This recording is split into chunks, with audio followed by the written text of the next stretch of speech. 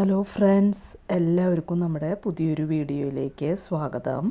ഇന്ന് നമ്മൾ ഉണക്കമീനും നേന്ത്രക്കായൊക്കെ ഇട്ടിട്ടുള്ള ഒരു നാടൻ ഉണക്കമീൻ കറിയുടെ റെസിപ്പി ആയിട്ടാണ് വന്നിട്ടുള്ളത്. അപ്പോൾ പണ്ടൊക്കെ ഇത് എപ്പോഴും ഉണ്ടാക്കുന്ന കറികളാണ് കേട്ടോ. ഇപ്പോൾ എത്ര പേര് ഇതൊക്കെ ഉണ്ടാക്കുന്നുണ്ടെന്ന് അറിയില്ല. എന്നാലും എനിക്കിത് ഭയങ്കര ഇഷ്ടമാണ് ഇങ്ങനത്തെ കറികൾ. അപ്പം ഞാൻ ഇടയ്ക്കിടയ്ക്ക് ഇത് ഉണ്ടാക്കാറുണ്ട് കേട്ടോ. അപ്പം നമുക്ക് ഈ ഉണക്കമീൻ കറി എങ്ങനെയാണ് ഉണ്ടാക്കുക എന്ന് നോക്കിയാലോ. അതിനായിട്ട് ഞാനിവിടെ 2 നേന്ത്രക്കായ എടുത്തിട്ടുണ്ട്. പിന്നെ കുറച്ച് ഉണക്കമീൻ എടുത്തിട്ടുണ്ട്. ഞാനിവിടെ സ്രാവാണ് എടുത്തിട്ടുള്ളത്. നിങ്ങൾക്ക് ഏത് ഉണക്കമീൻ വേണമെങ്കിലും എടുക്കാം കേട്ടോ. ഇനി ഞാൻ ഈ ഉണക്കമീൻ കുറച്ച് വെള്ളത്തിലിട്ട് വെച്ചിട്ടുണ്ട്. കുറച്ച് നേരം അതൊന്ന് വെള്ളത്തിലിട്ട് കിടക്കണം.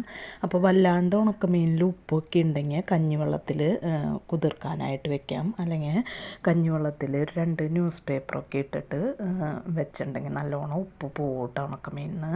പിന്നെ നേന്ത്രക്കായ ഞാൻ അതിൻ്റെ അരികൊക്കെ ഒന്ന് ചെത്തിയിട്ട് തൊലി മുഴുവനും കളഞ്ഞിട്ടില്ല. ഇതേപോലെ കഷ്ണങ്ങളാക്കി കുറച്ച് വലിയ കഷ്ണങ്ങളാക്കിയിട്ട് ഉപ്പ് വെള്ളത്തിൽ ആണ് കഴുകിയെടുക്കുന്നത് കേട്ടോ, അതിൻ്റെ കറ പോവാനായിട്ട്. അപ്പോൾ തൊലി വേണ്ടാന്നുണ്ടെങ്കിൽ ഫുള്ളായിട്ട് തൊലി കളയണം എന്നുണ്ടെങ്കിൽ കളയാം കേട്ടോ. ഞാനപ്പോൾ തൊലിയോട് കൂടി തന്നെയാണ് ചെയ്യണത്. ഇനി ഒരു മൺചട്ടി എടുത്തിട്ടുണ്ട്. അതിലേക്ക് കഴുകി വൃത്തിയാക്കിയിട്ടുള്ള നേന്ത്രക്കായ ഇട്ട് കൊടുക്കുന്നുണ്ട്. പിന്നെ ഉണക്കമീൻ നന്നായിട്ട് കഴുകി വൃത്തിയാക്കിയത് ചേർത്ത് കൊടുക്കുന്നുണ്ട്.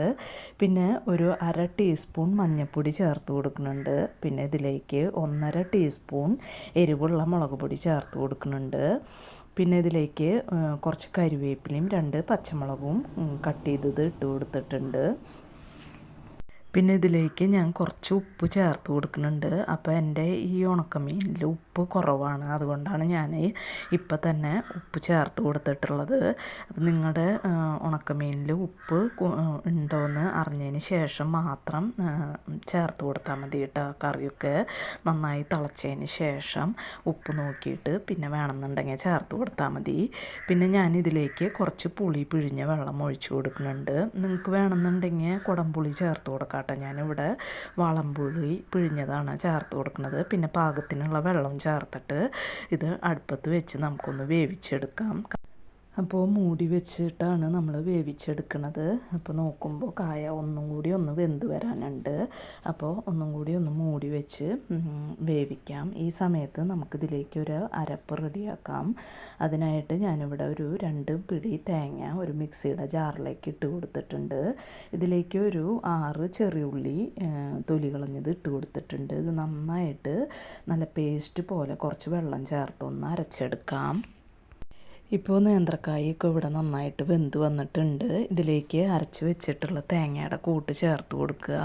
പിന്നെ ആ മിക്സിയുടെ ജാറ് കഴുകിയിട്ട് കുറച്ച് വെള്ളം കൂടി ചേർത്ത് നന്നായിട്ട് തിളപ്പിച്ച് നമ്മുടെ ഗ്രേവിയുടെ തിക്നെസ്സിനനുസരിച്ച് നമുക്ക് വറ്റിച്ചെടുക്കാം കേട്ടോ. അപ്പോൾ ദാ ഇവിടെ നമ്മുടെ ഉണക്കമീൻ നേന്ത്രക്കായ കറി റെഡി ആയിട്ടുണ്ട്. ഇതിലേക്ക് ഞാൻ കുറച്ച് വെളിച്ചെണ്ണയിൽ ഒരു 5-6 ചെറിയ ഉള്ളിയും കരിവേപ്പിലയും കൂടി മൂപ്പിച്ചത് ഒഴിച്ച് കൊടുക്കുന്നുണ്ട്. അപ്പോൾ ഇത്രയേ ഉള്ളൂ, നമ്മുടെ ഉണക്കമീൻ നേന്ത്രക്കായ കറി റെഡി ആയിട്ടുണ്ട്. അപ്പോൾ ഇതിലെ കായൊക്കെ എടുത്ത് കഴിക്കാനാണ് എനിക്ക് ഭയങ്കര ഇഷ്ടം കേട്ടോ. നല്ല ടേസ്റ്റാണ് ഈ കായ എടുത്ത് കഴിക്കാനായിട്ട്. അപ്പോൾ ഇത്രയേ ഉള്ളൂ. ഇനി നമുക്ക് മറ്റൊരു വീഡിയോയുമായി കാണാം. അതുവരേക്കും താങ്ക് യു.